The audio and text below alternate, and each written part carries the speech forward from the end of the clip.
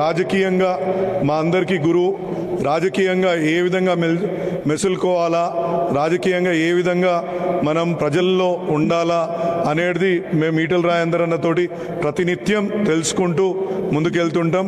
ఆయన ఇన్స్పిరేషన్.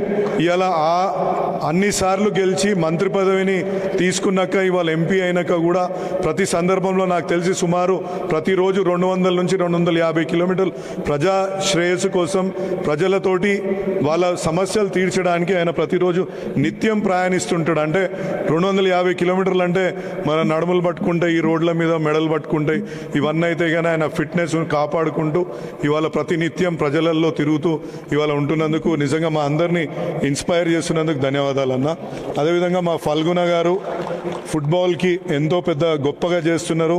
అదే మా శ్రీధర్ రెడ్డి గారు రాజకీయంలో ఇప్పుడు మీరు టీవీలలో చూస్తుంటారు కదా, ప్రతి సందర్భంలో మా శ్రీధర్ అన్నని ఆయన మాట్లాడేటప్పుడు, అదేవిధంగా బాస్కెట్బాల్ అసోసియేషన్కి కూడా ఆయన ప్రెసిడెంట్గా ఉండి ఎన్నో సేవలు అందిస్తున్నారు.